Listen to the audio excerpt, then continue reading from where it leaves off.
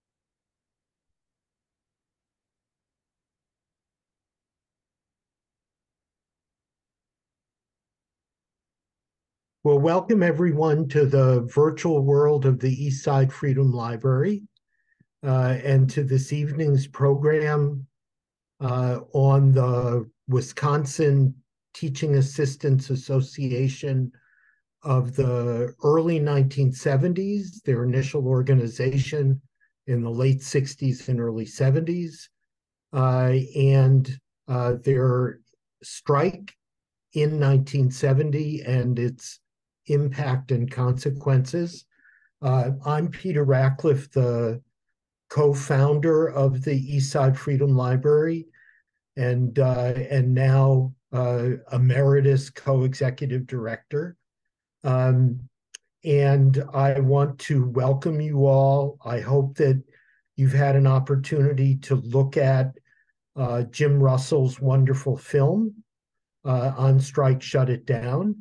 And that you're bringing, having watched that film, into our conversation this evening. To set the stage a little bit, last fall, we organized a virtual panel discussion with activists in the Grad Employees Union in the University of California system.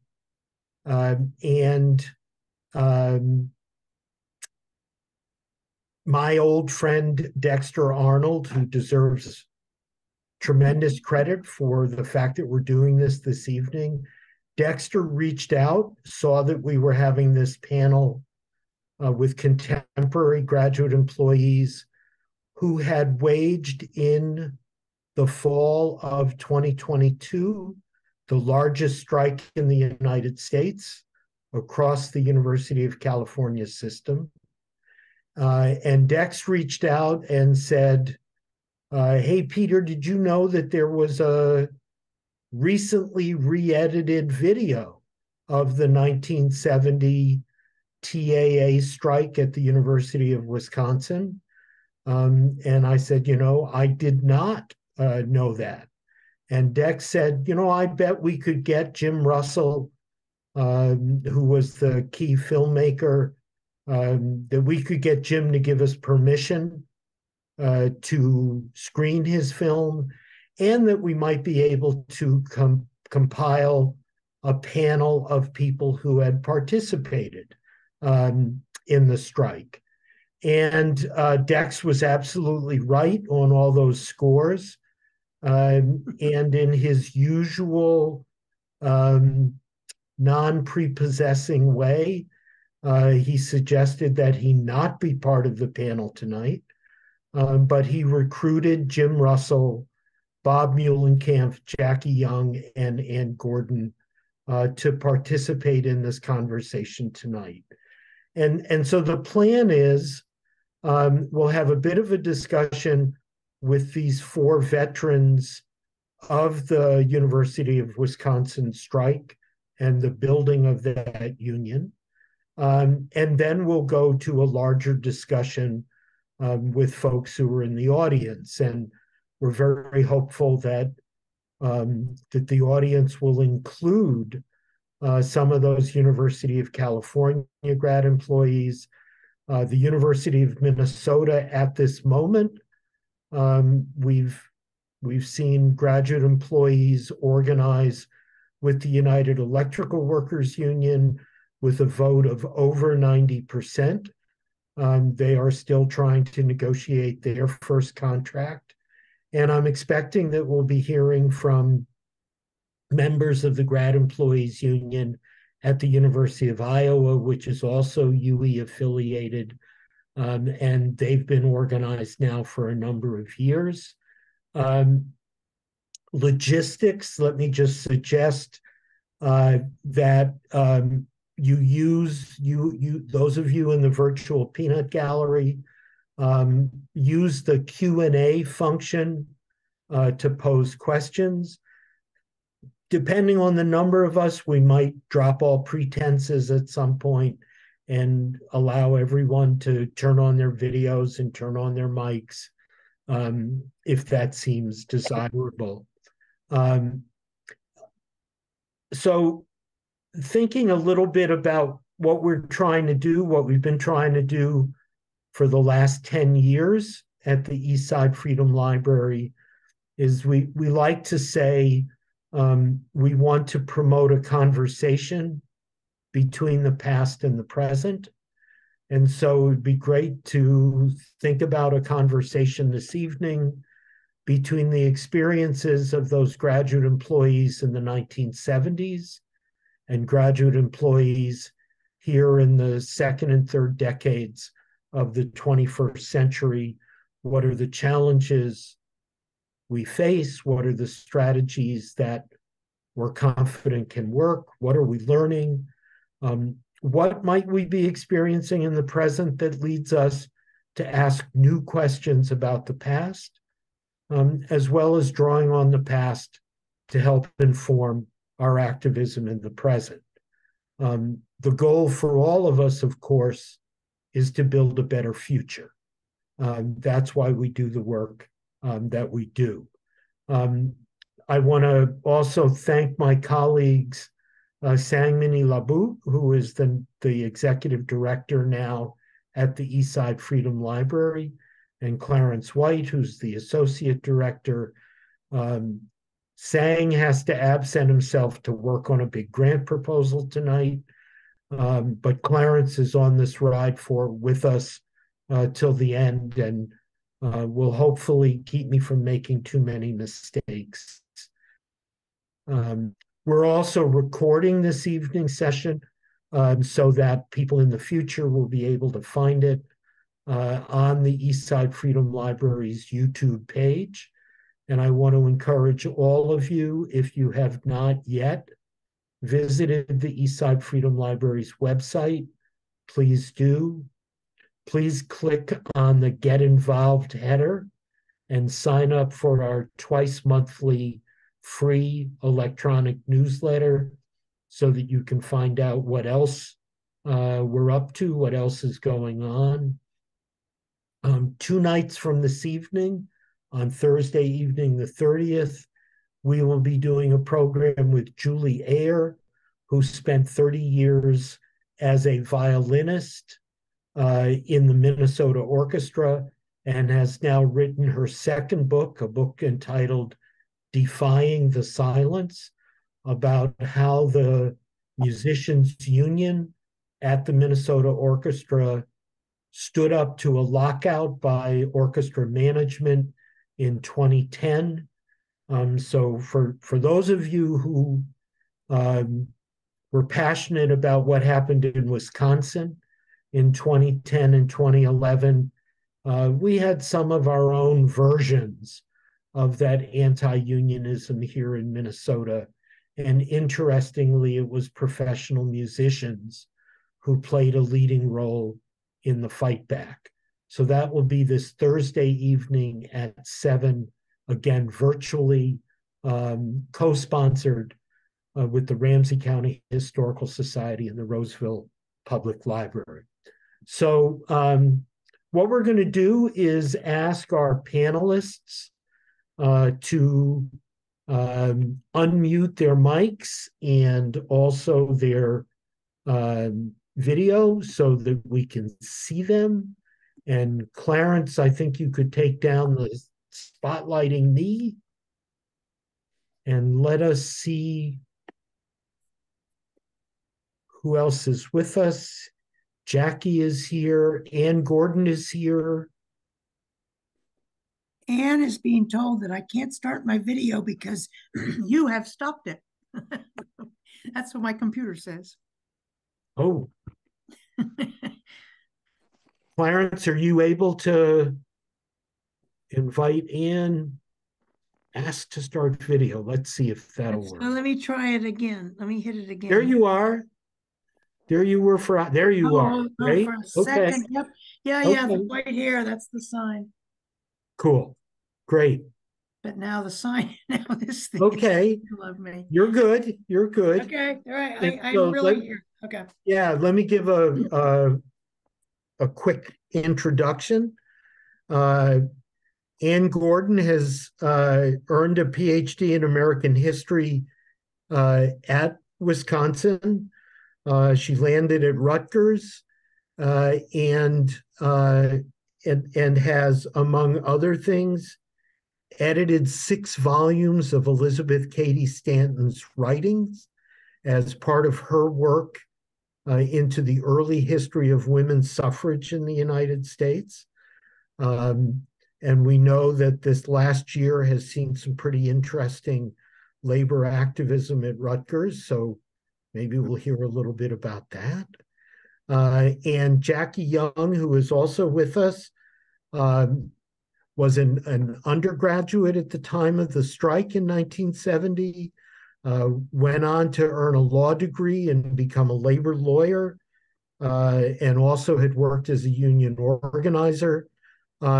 Jackie, where are you now? What do you mean, where am I? Physically. Oh, I'm down in St. Simon's Island, Georgia, but I live in Washington, D.C. You live in Washington, D.C. Yeah. And Ann, are you still living in the vicinity of Rutgers? Absolutely. I live right in New Brunswick. Excellent. Excellent. And let me just add that after Wisconsin, I ended up at Rutgers as a TA, and we were in the AAUP then, and I got my doctorate there too. Great. So Jim was with us, but we seem to have momentarily lost him. And Bob Muehlenkamp has not yet shown up. So Ann and Jackie, the floor is yours. And I wondered, while you're both, you were there, I wondered now, looking back at it, what do you think the significance was for the labor movement, for academia, for the participants in the strike and in the union? Jackie, you want to offer some thoughts about looking back, what you think the significance was? Sure. So I was a lowly undergraduate student, and I had arrived on the Madison campus from France. So I was sort of enmeshed in the anti-war movement in Europe, and then ended up in Wisconsin. And one of the things I will reflect on is the activism of the students, that the only people I saw going to class were the engineering students. That used to be the joke. But we really the union really, and with student help, the picketing that we did was the classrooms. Baskin Hall, we'd go to all the classrooms and picket. And the student activism was really very significant. And it wasn't just progressive students, so in those days, radical students. It was sorority students. It was, the university was really shut down, as I recall. And the leadership of the TA was really providing wonderful leadership in terms of getting the students organized. Anne? Great. Anne, want to add anything? Well, I have to subtract a little bit because as Jim Russell's known since the first conversations he and I had about that, I was actually not in the strike. Wisconsin had a kind of in out way that you got your financial aid. And that semester I was not a TA. I don't remember if I'd been earlier in the year. And I had money, and the university gave me money. That was going to be my only chance to be supported while I did research for my dissertation. But I had been active up until I left, and just before the strike happened. And I went on the executive council afterwards, and was there which I guess was in part what we were doing was the implementation of the new terms and learning to be the grievance people that were necessary once we had the rules clarified and some of them brand new. I think it's interesting that this view of the students comes up right away, because I just was in a meeting last week. I've forgotten now which meeting because I'm still on the union. You didn't say my problem is I don't seem to retire very well. And I'm still on the executive council of the faculty union at Rutgers, and I'm the chair, and I'm there because I'm also the chair of the retiree assembly, which is a way that a faculty can stay in touch with the union and be back up for the union, and actually get some help about what retiree benefits are and such. But I was at a meeting with one or the other of these groups, and somebody said that somebody who had been active in the Rutgers strike had said they'd been very moved and surprised by how many students showed up to the picket lines during the Rutgers strike. And ours, it was a little easier to bring classes to a halt in the Rutgers one, because in a thing we should talk about separately, everybody's in the same union. Everybody who goes into a classroom had voted to strike at the same time. So the faculty were out, the graduate students were out, the part-time lecturers were out, the non-tenure track faculty were out, medical school faculty was out. So it was a different dynamic about affecting showing who's boss. Hey, whoops, he came and then disappeared again. There he is. Here he is. Hi, Bob. Bob. This is White Hair Row. Now you know. I'm listening. I could listen. I couldn't get in, but I'm listening. Okay. Great. But anyway, that role that the students apparently played in considerable numbers. I saw them in some of the places I went during the strike. I was mobile about where Rutgers, even right in New Brunswick, Rutgers is so fragmented into different parts and separate things that there's no obvious focal point the way there was in Madison. Bascom Hill is Bascom Hill, front of it and back of it. And, if you got that nailed, you're making a big impact, and it's much harder to do that. Plus, we have real campuses in Camden, New Jersey, and up at Newark, and all three were striking at the same time.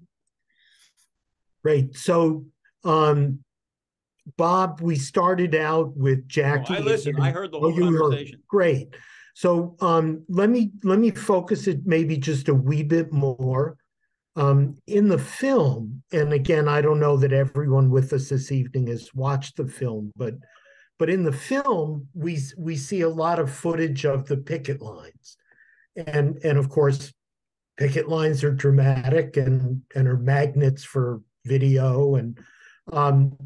But I'm wondering about how you, Bob and Ann, as graduate employees at the time, or Jackie, how you experienced it as an undergraduate at the time. What kind of communications did you build with the undergraduate students? Was it primarily at the picket lines themselves, or was there ongoing conversations in dormitories and dining halls? What were the ways that you tried to build the support among undergraduates to honor those picket lines? And Bob, let me start with you, since we all got started without you, please. Well, thank you, Peter. And first of all, hi, Jackie. Hi, Hi, Ann. Bob. Good to see Hi, you. Bob. Great to see you. And Peter, thank you for doing this. I don't know anything about the East Side Freedom Library, but I love your mission. And that's what I'd like to have tonight, which is a conversation between the past and the present. So let's not spend all of our time on the past. Right. Look,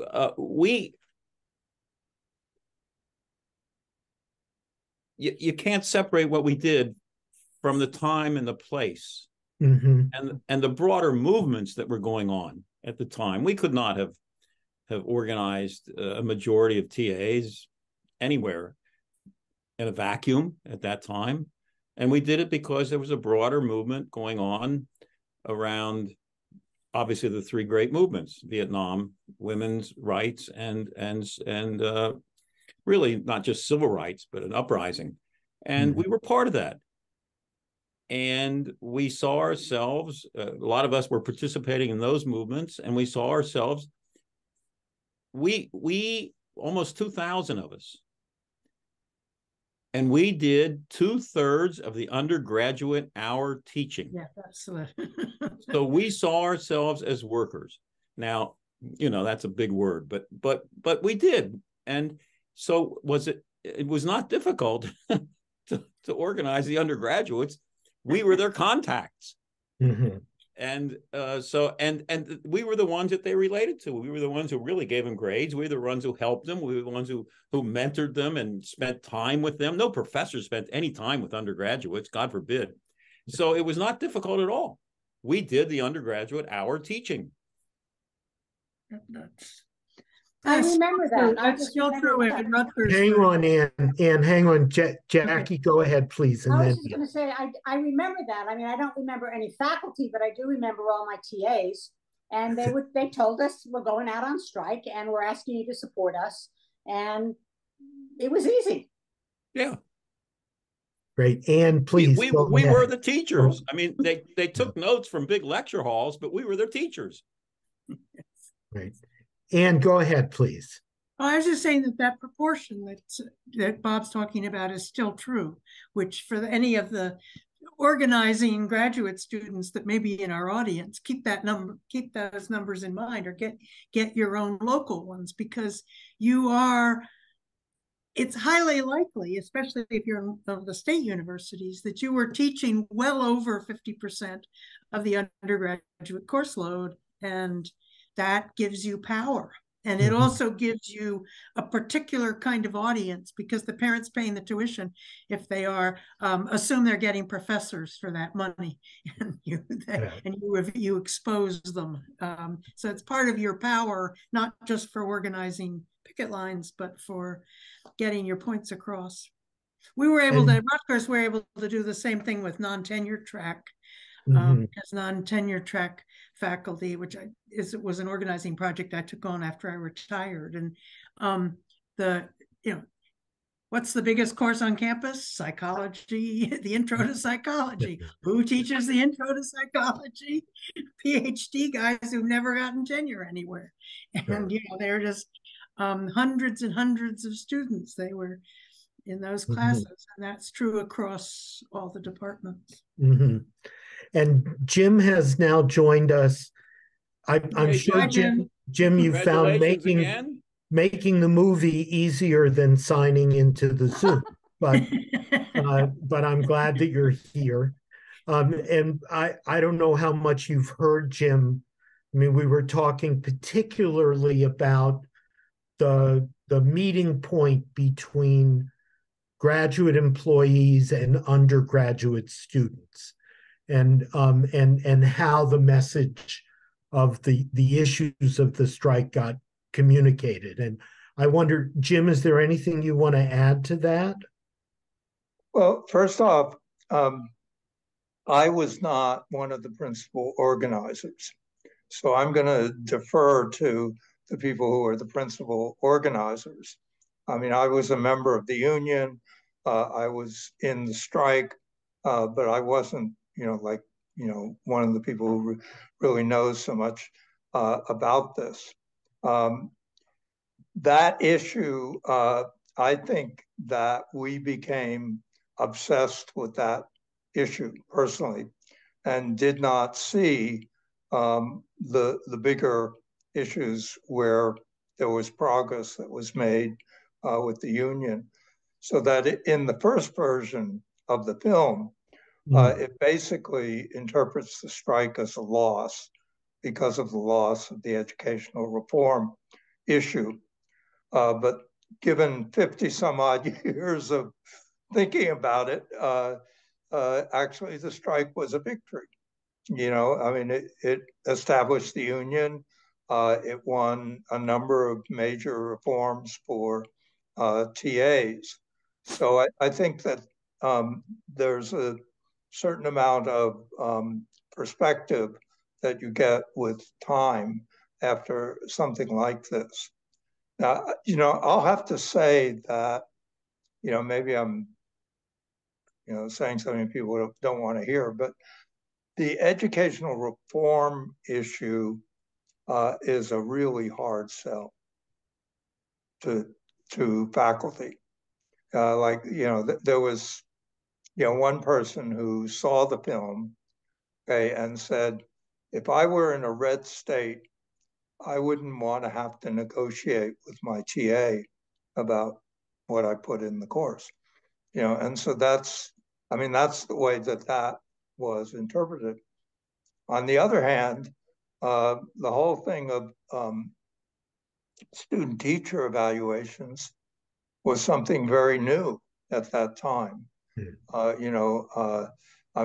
Only 2 or 3 years earlier than that, professors could do pretty much whatever they wanted without anybody having much complaint about it if there was a complaint. So we were kind of in that student power, era, okay, with looking around for ways to implement it. So let me ask, because I was intrigued by the education planning demand, which the film I felt did not flesh out in great detail. And I could see how it became a point of potential conflict with faculty. But I've been very interested in the last several years, this labor upsurge that we're experiencing. And here in the Twin Cities, we've seen a successful organizing at cultural institutions like the Minnesota Historical Society, the Science Museum of Minnesota, the Walker Art Center, the Minneapolis Institute of the Arts. And when we've had conversations with the activists who have pushed the campaigns forward, I have occasionally brought up the concept of management prerogatives, because we would say to them, well, what do you want? They say, well, not only do we want economic security and to be treated with respect, but we want a voice about what the exhibits are and how the exhibits are interpreted. And they have not yet been schooled in the unfortunate history of American collective bargaining that says there's something called management prerogatives that you as a collective have no right to seek to have input about. And so that was part of how I looked at the education planning issue that was such a sticky issue at Wisconsin. And I wonder, beyond the pushback from individual faculty who didn't want to give up their prerogatives, their privileges, how do you think in a conversation between the past and the present, how do you think this idea of graduate employees having a voice about what's in the curriculum and how it's being taught, is that putting your foot on the third rail in the subway system, or is that exactly what's going to turn on your colleagues and get them to want to get involved in order to have a voice, not just a steady paycheck and economic security? Anybody want to run with that, Jim? Yeah, I just very quickly, because I don't want to overextend my time here, but in the first version of the film, it's very clear that there's open hostility between the TAA and the faculty. Okay, that got toned down in the second version. But I think that the TAA was on to something, okay, which was that there was a clash between, graduate student employees and faculty. And later on, that would be reproduced much bigger between adjuncts and faculty. Mm-hmm. Now, I started my career after Wisconsin at San Francisco State as an adjunct, and I ended my career as an adjunct at Portland State, and in between, I had the nirvana of tenure track. So I saw, kind of all sides of that. And one thing people... Oh. No, did he freeze? Jim, you froze? Uh-oh. And we were getting to an important point. Jim, you want to maybe log out and log back in? Oh, there you are. There, you're good. We lost you for a minute. Go ahead, Jim. No, that's the whole point, okay, is that this clash at Wisconsin, I think, is still there 50 some odd years later, at least in my experience, and may have different experience with it. Well, we've got a test going on at Rutgers at the moment. It was a very bizarre experience to arrive at Rutgers and discover that the TAs were in the faculty union. What is going on here? And it felt strange, and I'm not sure how it works if you are the graduate student, because the part of that clash is that the same faculty members who you're working for are likely to be the ones writing your letters of reference, and they may even be on the committee for your dissertation and all this shit. And I think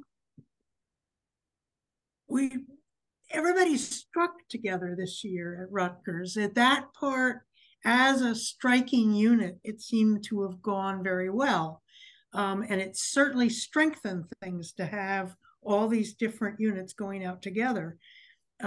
These different types of faculty, including, I don't know if you were able to hear us, Jim, at this point, but they were, when I was saying that it included the part-time lecturers and the non-tenure track faculty as well, and their units. Everybody had voted to go out together. But we've been having some troubles. I don't want to get too gossipy and expose too much from meetings, but we've been having some troubles in the aftermath of the power dynamic didn't change just because everybody went out on strike together.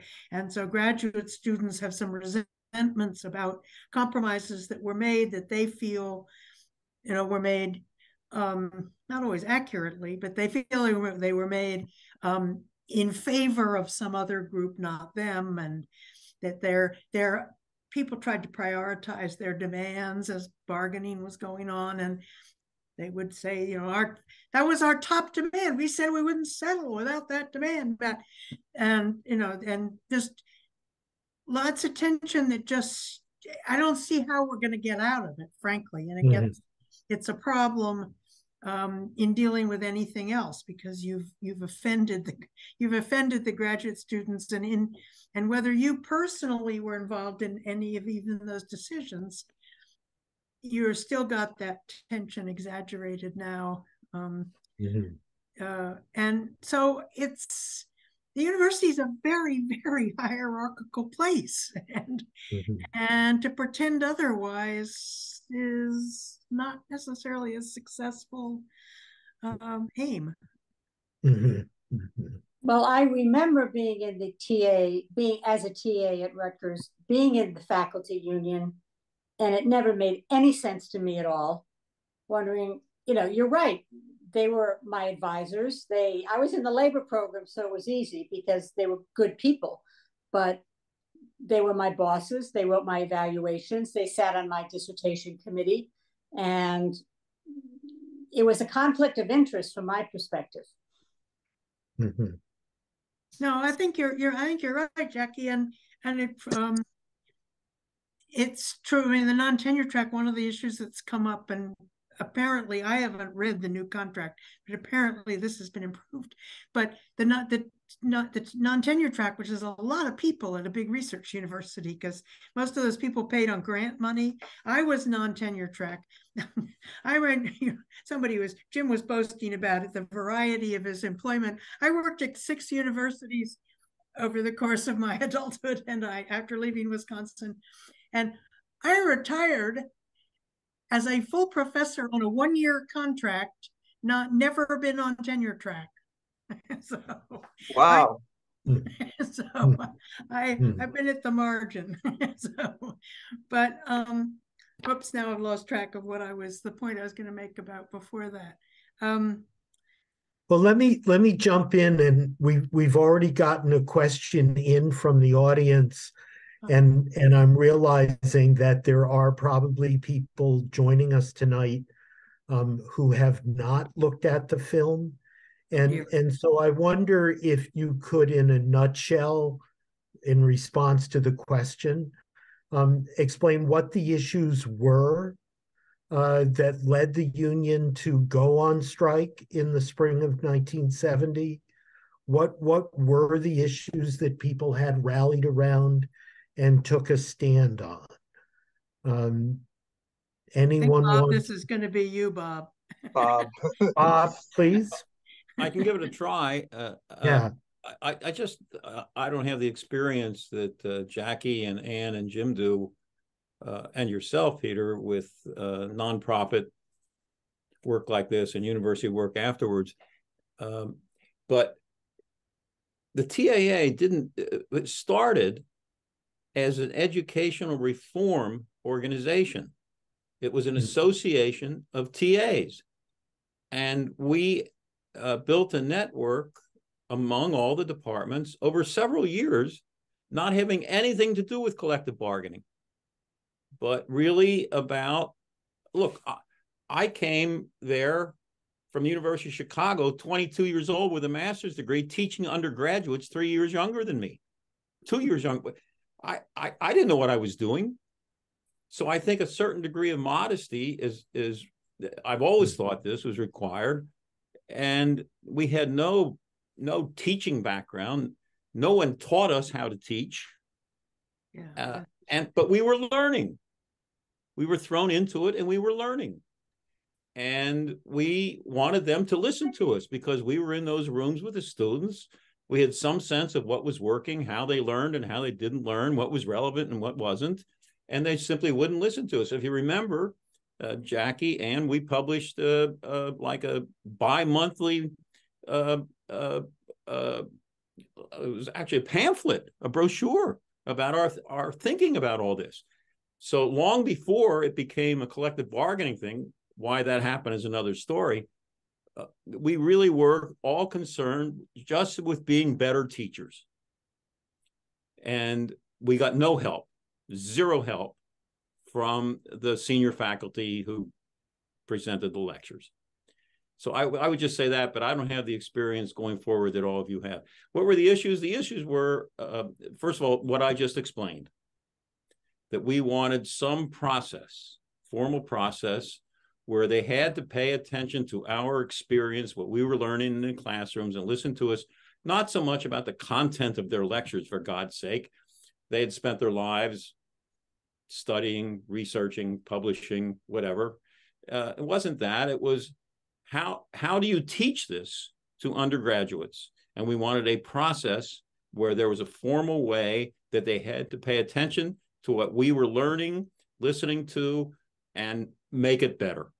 And then there were, very serious bread and butter issues,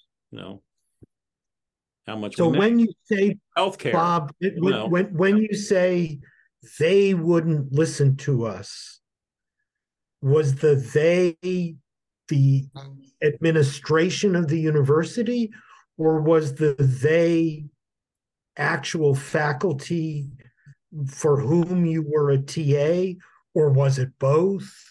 Well, it was both. It became the administration once it became a collective bargaining issue. Mm-hmm. Prior to that, it was a departmental issue. It wasn't just an individual me TA to my professor. It was a departmental issue, really. And then once we became a collective bargaining agent, we organized the union, won the election to have a union, and we tried to bargain. Then it became an administration issue. Yes.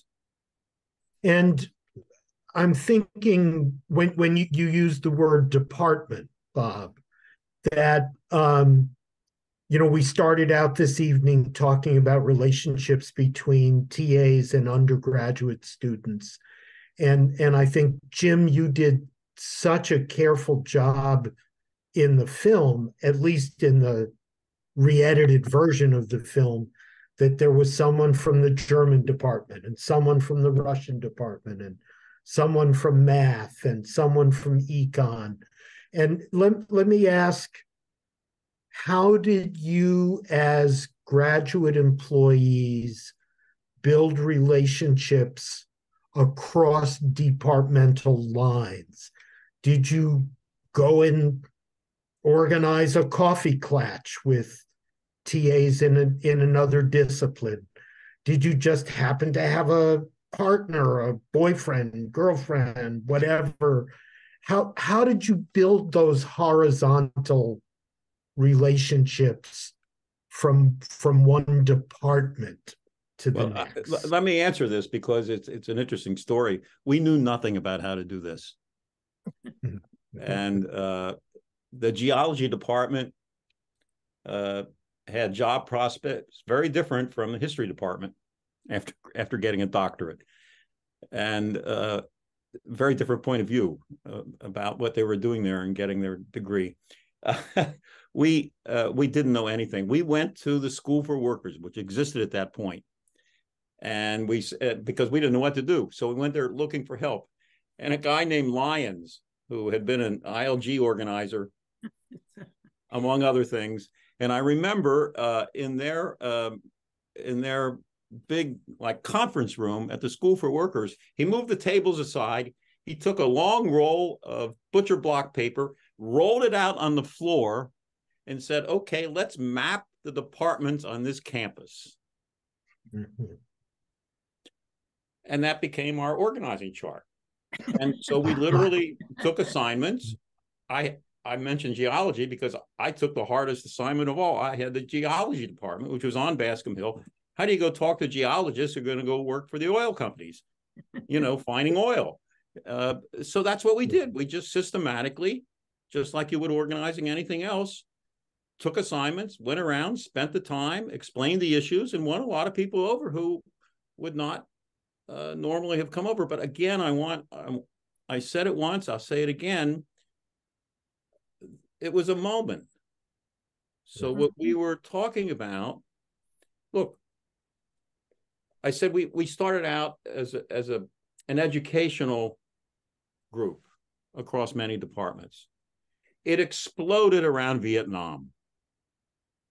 Yeah. And it exploded because of the police brutality towards students demonstrating, and the fucking faculty did nothing. They were silent. So we came forward to defend the students against police brutality.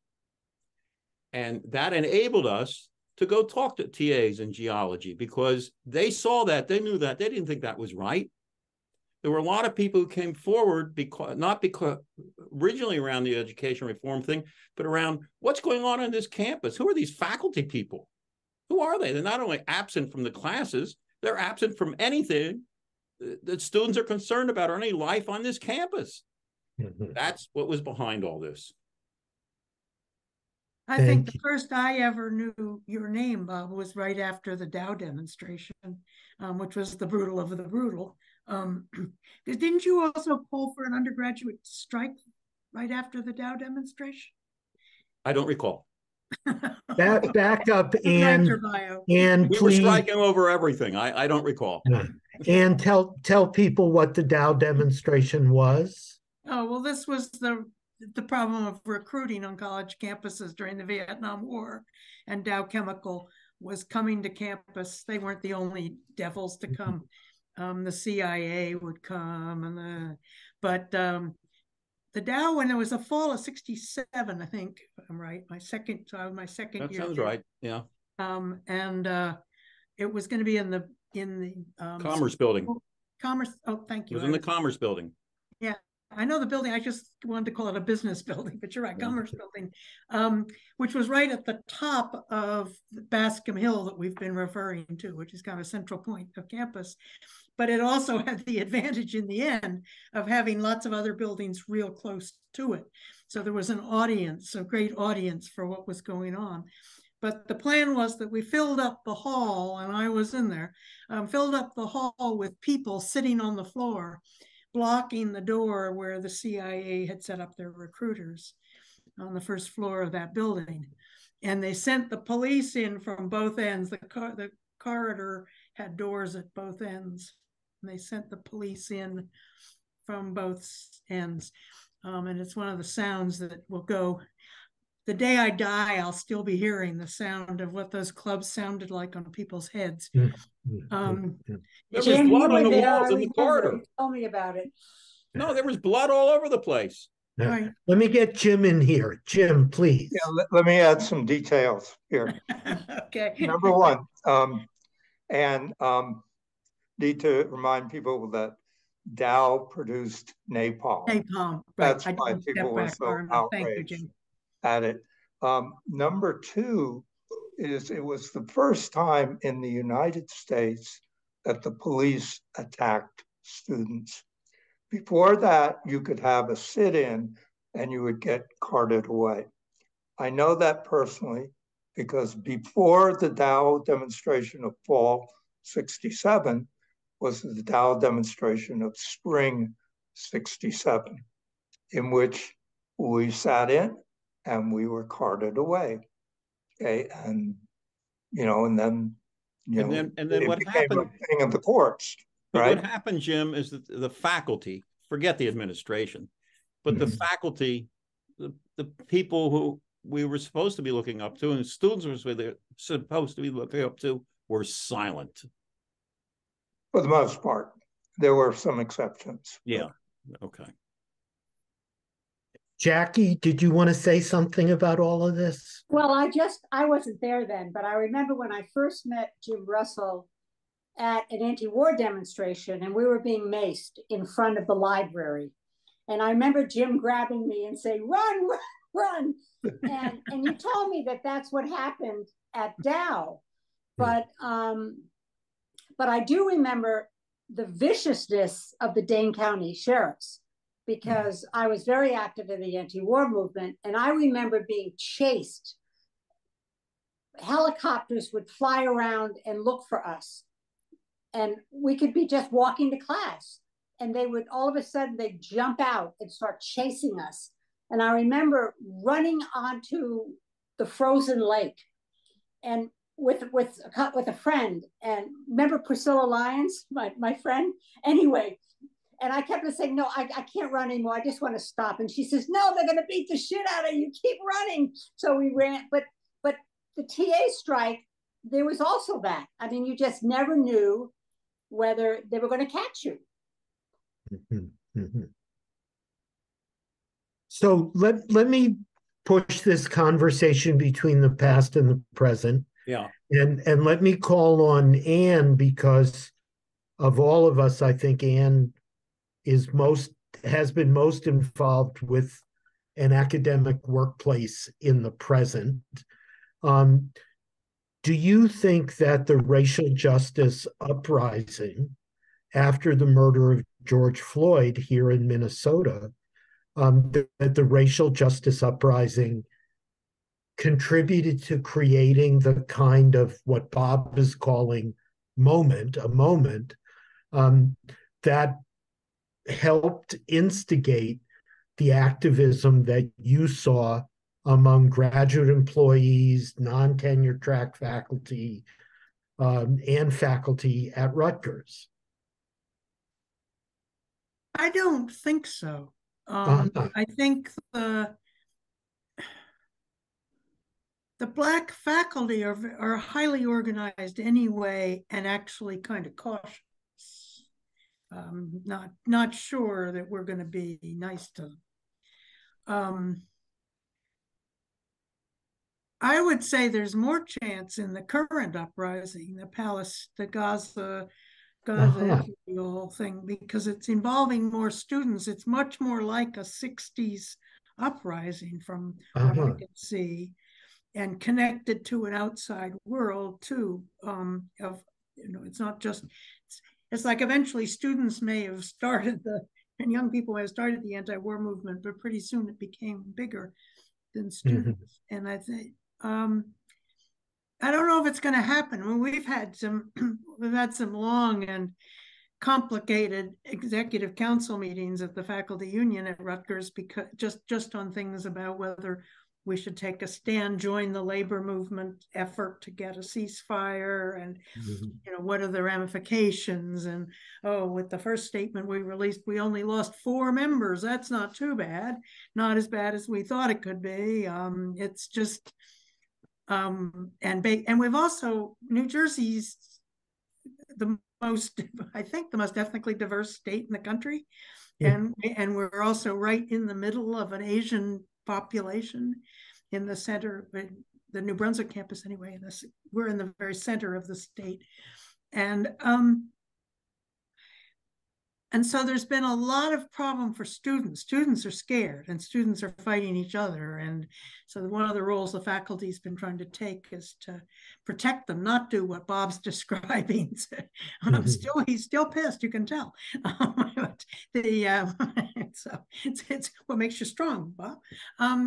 They're trying to make sure that the students understand that they can count on the faculty to be protectors of them in this situation. It's not clear to me yet.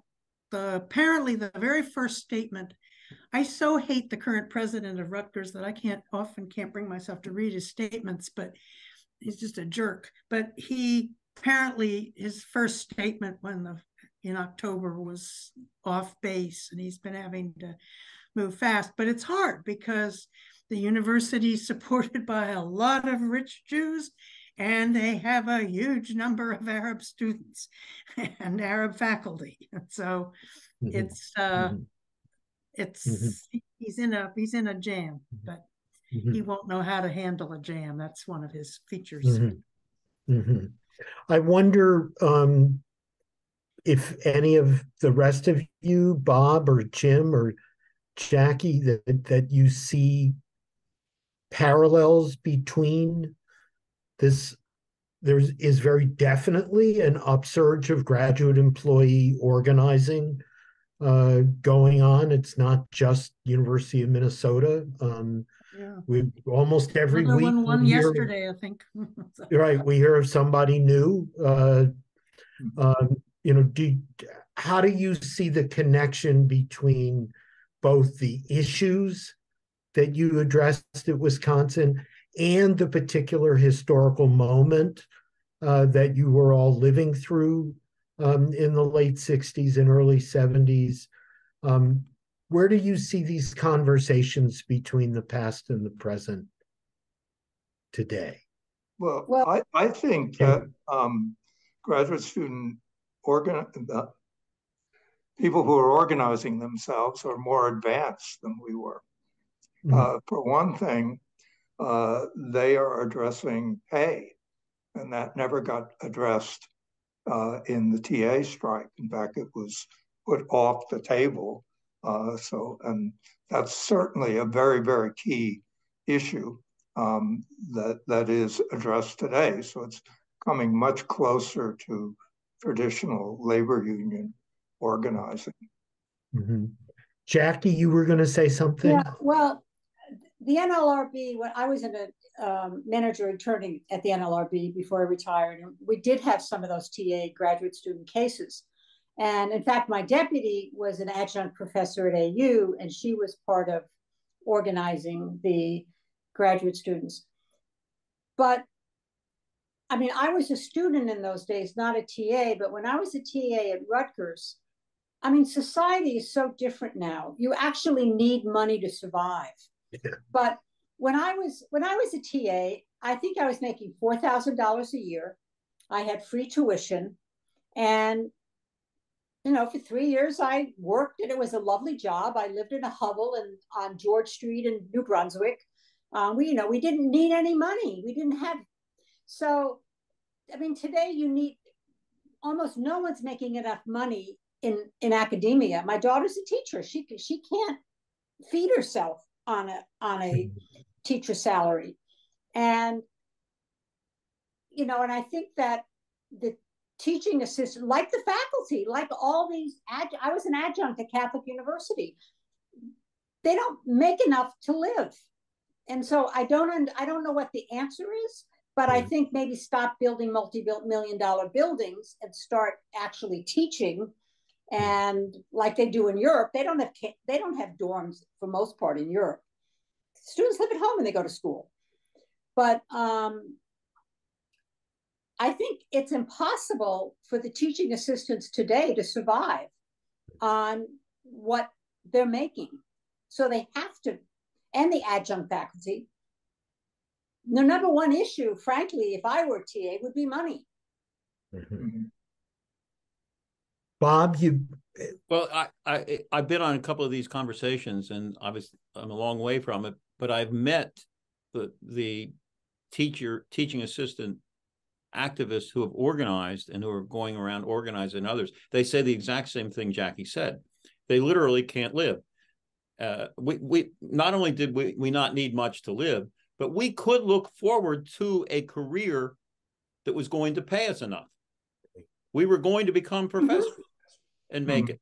So it's not only the conditions now, and it's longer. We get a doctorate in 4 years. That's just not the case anymore. So it's longer there, but then the prospects after are not so different from being a TA. So of course, money's more important. Oh, go ahead. No, go ahead, Bob.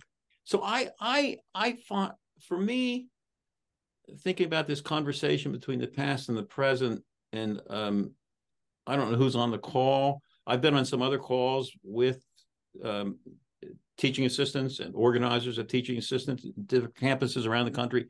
For me, the challenge for them is, first of all, how do they pull themselves together? They're in different unions, UAW, UE, whatever, right? How do they pull them, AFT, how do they pull themselves together as a force representing the issues that they face? And second, what broader role can they play beyond fighting for enough money to really to have rent and food? And when we started the TAA, we very consciously, I'm serious, very conscious, thought of ourselves as, look, we're all going to get out of here in 4, 5, 6 years. We are going to be elite people. We're going to have doctorates. And we'll have whatever kinds of lives that is. And by creating this institution, the TAA, we're giving people a chance to live those 1, 2, 3, 4, 5, 6 years through that process, being part of a union and a struggle for rights, and not just rights for TAs, but the broader, as I've said a couple of times, the broader context. And that over the years, every year, some come in and some go out, and they get this experience they would not have had but for the TAA. We were very conscious about creating an institution that did that. And so then where do they go afterwards? And what do these TA organizations do? I'm pretty sure as you know, just an astonishing number, the UAW strike involved 150,000 workers in those plants. They didn't all, walk out, but covered by the big 3 contracts. 150,000. There were almost 2 million members of the UAW when we organized the TAA, somewhere between 1.6, 2 million, I don't know. And almost all of them were production workers. I don't know how many graduate student members there are of the UAW now, but the full UAW membership is something under 450,000. 150,000 are production workers in the big 3. There are a lot of other dues-paying members of the UAW now. I'm told, I wasn't involved, I'm told that the votes that changed the leadership of the UAW earlier this year into the reform group headed by Shawn Fain that pulled this off, the balance of that came from graduate students casting their votes for that slate. So no, but this is important. I don't know what is. What role do people take themselves seriously as workers in these unions that are being formed? Is it just something, okay, so I got a couple $1,000 more or whatever, or do they see themselves as part of something much more serious and capable of a bigger challenge and taking on a bigger role within their union and in a broader society? I think that's the challenge. Thank you so much, Bob. I think that's so helpful as a way to frame this moment. I want to encourage people who are watching this evening to, again, use the Q&A function on the webinar if you would like to ask a question or make a comment. While we're waiting for hopefully more input, I want to go back to this point that Bob has just made, and not only about the graduate employees who are organizing in the U.S. or affiliating with, in some cases, UAW, in some cases, AFSCME, in some cases, UE, and that might be that leaves the challenges of how they can come together. But it also raises, I think, the question of what do we anticipate the impact, the relationship, the role between this new generation that's organizing and the existing unions of the labor movement. And I know when we convened a panel of University of California graduate employees last fall, that there was considerable disagreement among them about the role that the UAW had played in whether the right verb is pressuring or encouraging or leading them to accept a contract that some of them thought was insufficient. And I wonder about this, and I'm using this visual top-down, bottom-up, revealing my own political pedigrees, but this new energy that's coming in, these existing organizations, and I realized when I watched the film that the TAA waited several years before affiliating with the AFT. And I wonder, was that a hot issue among the members of the TAA? Did people feel, was affiliating with the AFT the stamp of what Bob is calling seeing themselves as workers, and therefore let's join a quote unquote real union? We're seeing this. Is Amazon or Amazon workers going to have an unaffiliated Amazon labor union, or are they going to be organized by the Teamsters? Or what was the discussion in the early 70s after the strike, before the vote to affiliate with the AFT, about whether affiliation was the right thing to do? I think we need to hear from Dexter Arnold. He's in the Aha. Well, Is there a way to do that? Clarence, is there a way that you can bring Dexter into the conversation? We'll check it out. Hang on. Okay. I can add something to it. I mean, Please do, Bob. first of all, one of the weaknesses of our situation is that we had no allies. The campus local of ASME wanted nothing to do with us. The state Fed absolutely wanted nothing to do with us. The only ally we had was a Teamster local, just because I befriended the guy who was the business agent there, frankly, and he was a good guy. And so they heard our picket lines and stuff, but that was it, right? And so we were alone. That's a terrible weakness. And so there was a general skepticism because of Vietnam and civil rights and the women's movement about the institutions of the labor movement at that time. Mm-hmm. And we had a specific skepticism, to say the least, because no one helped us. Mm-hmm. In fact, they came out against us. So for us to then just affiliate, by the way, we were wooed by everyone. Mm-hmm. The UAW flew Hank and Marchetti and me to Detroit. The Teamsters flew the three of us to their marble palace on Capitol Hill. That's what we thought it was, and so forth. So people wanted us to affiliate, and the AFT also. But we said, who are you? Where were you?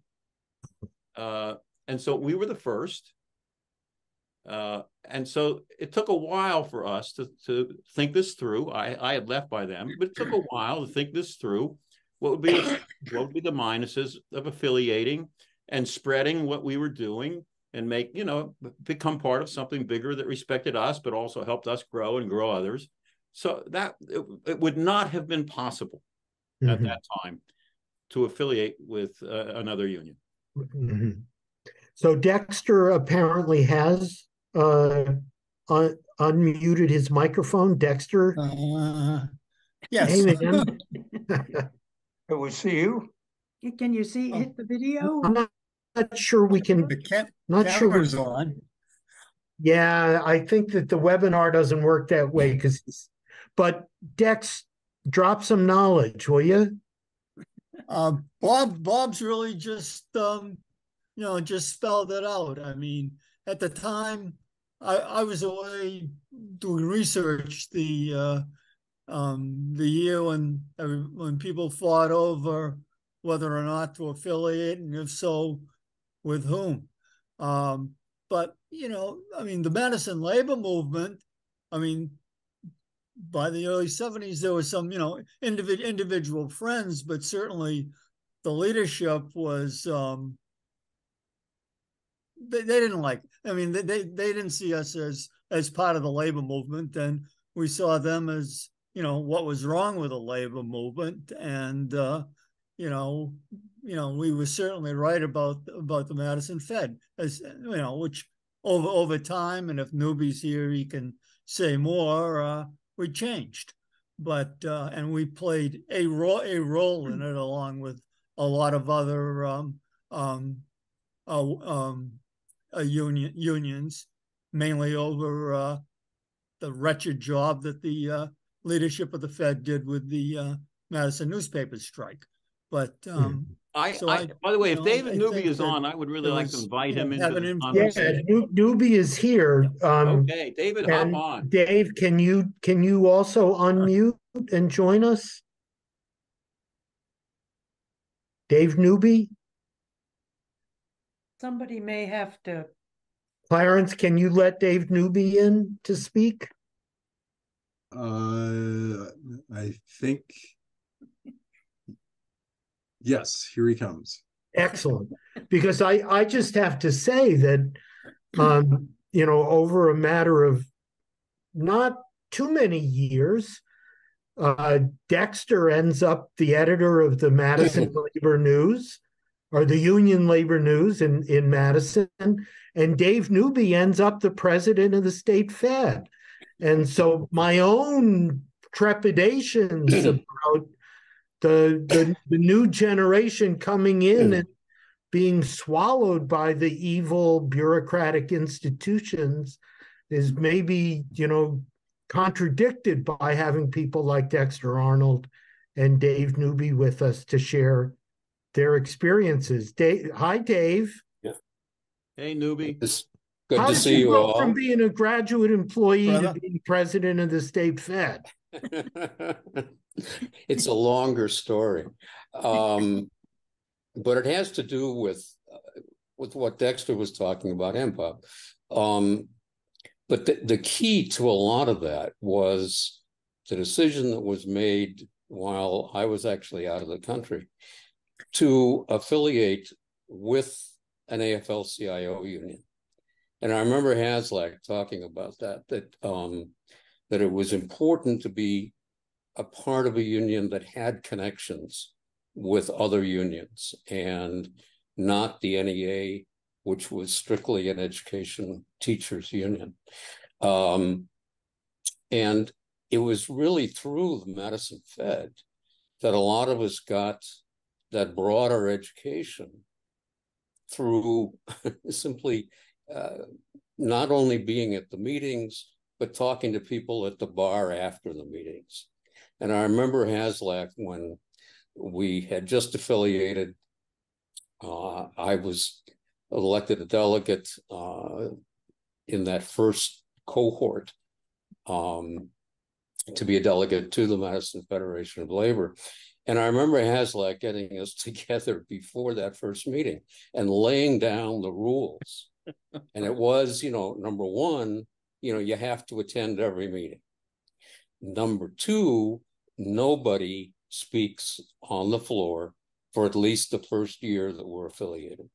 And number three, you got to spend time at the bar after the meeting, talking to people that you don't know, and not talking to them, but rather asking them questions and getting into a real conversation, learning about the kind of work they do, learning about their union, how it functions. And that's the way we built those relationships. It was parallel in a way to what Bob has explained about the early organizing of the TA in the 60s, where, you know, there was a very conscious attempt to reach out to people, to have the conversations, and not to be lecturing them, but to be, you know, to be developing, to finding out about them and building a relationship. And that's essentially how we built that progressive caucus within the Madison Federation of Labor. And as Dexter has said, it was the Madison newspaper strike that really brought those relationships that we had developed into more focus, and that became central.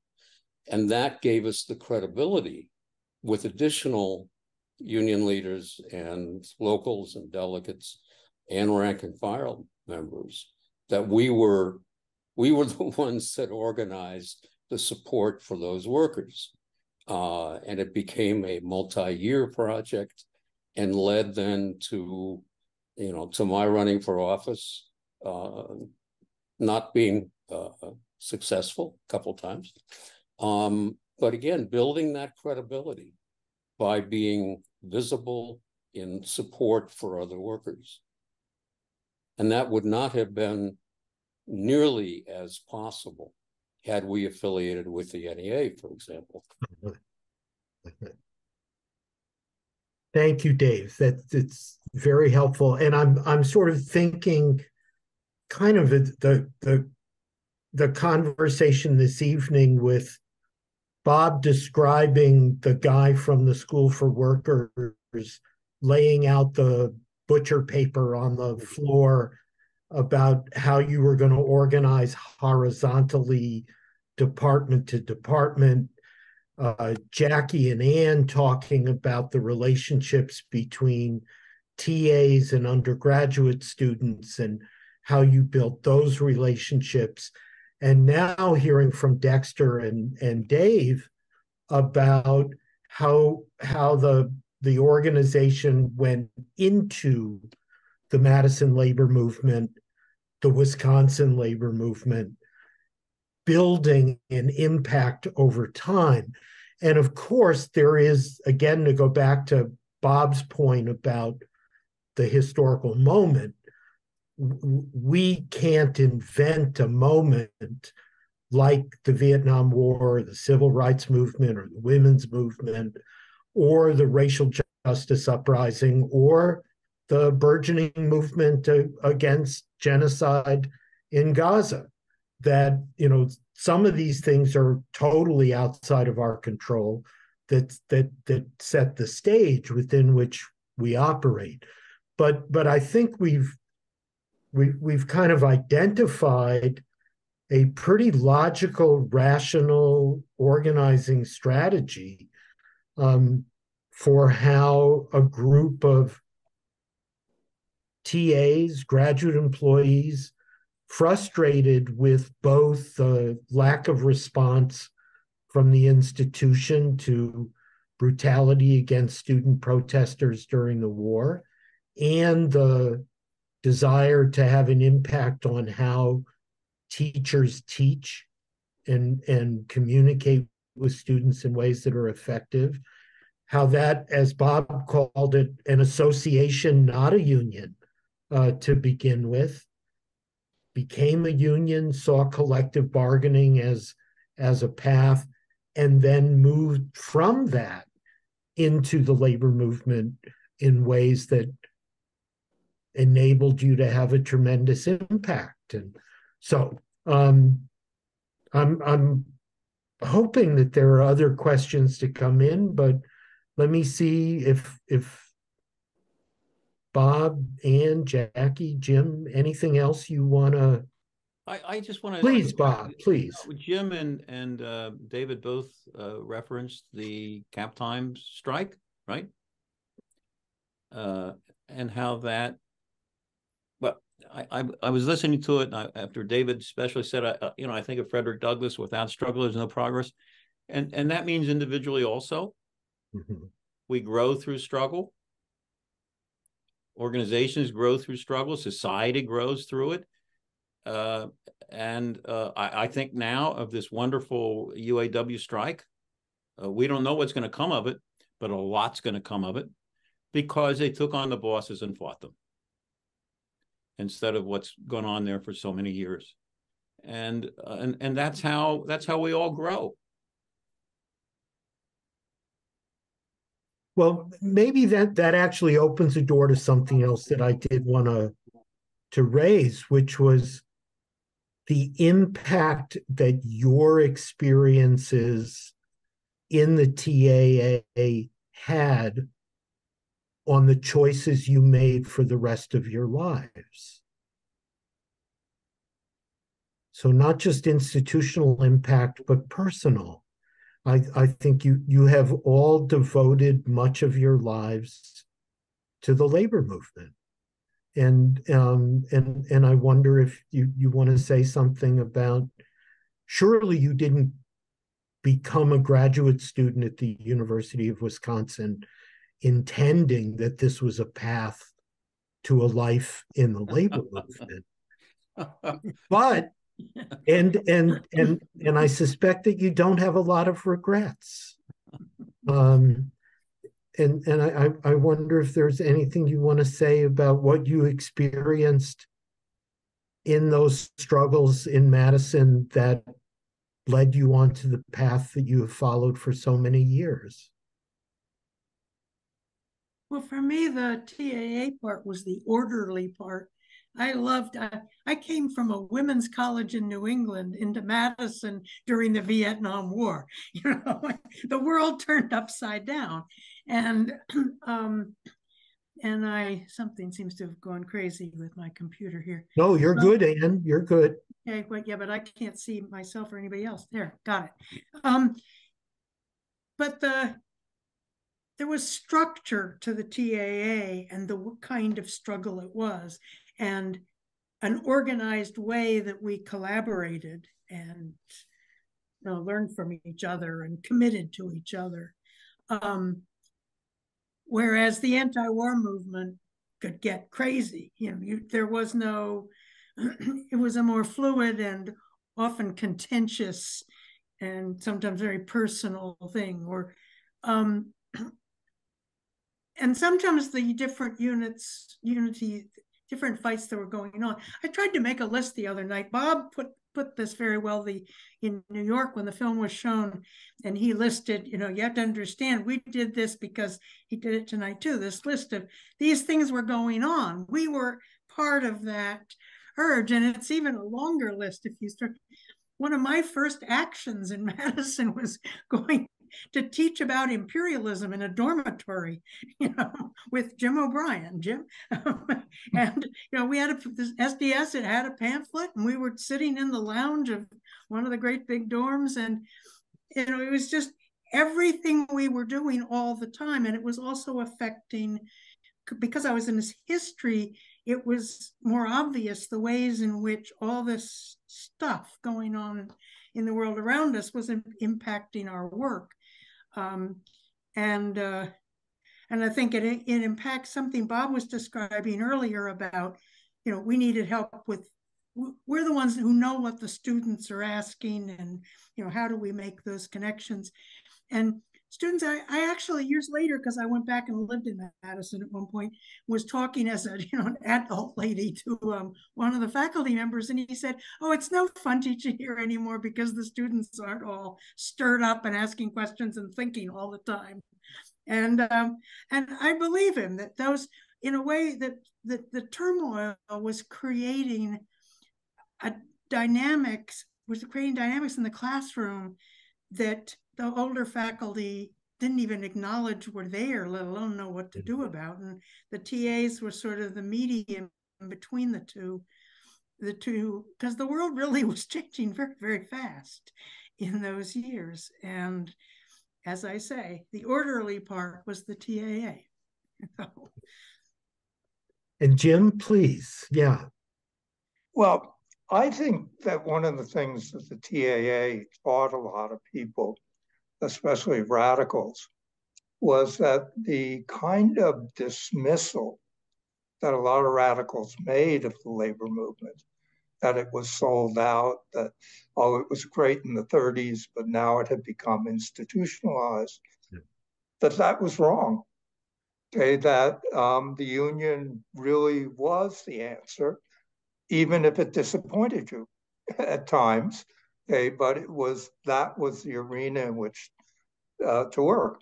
I mean, when I left Madison and went to San Francisco, it was really in the first generation of starting the whole adjunct transition.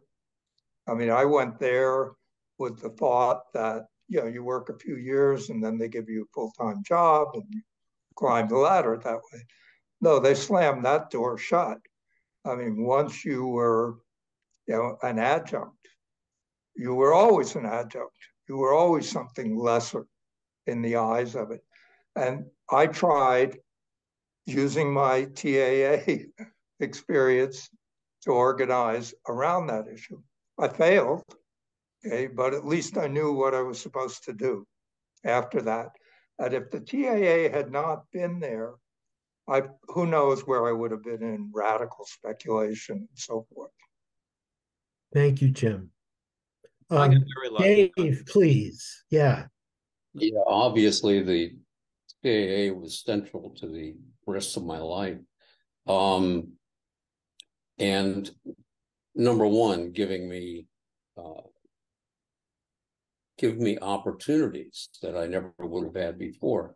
And it was through that, through the TAA into the Madison Federation of Labor that, gave me the possibility of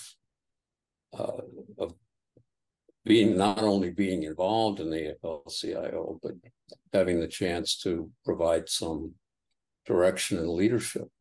But the key to all of that was the experience in the TAA, and particularly of the centrality of an organizing model, using an organizing model for everything that we did.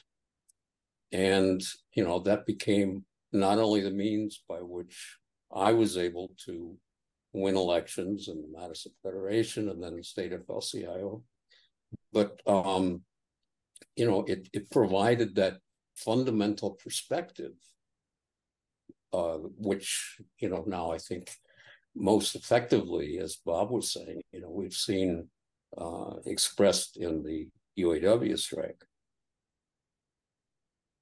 Thank you, Bob. I have to tell you, I got very lucky.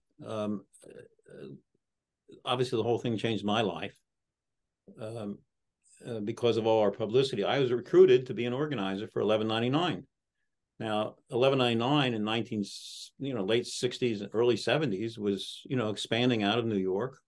So I go from being a doctoral candidate in Madison in 1 week to organizing low-wage, all-Black workers in Baltimore and eventually around the country for the next 23 years. That's a really good school. A much better school than Madison about what America is about. Honestly, and I could not have been more lucky that happened to me.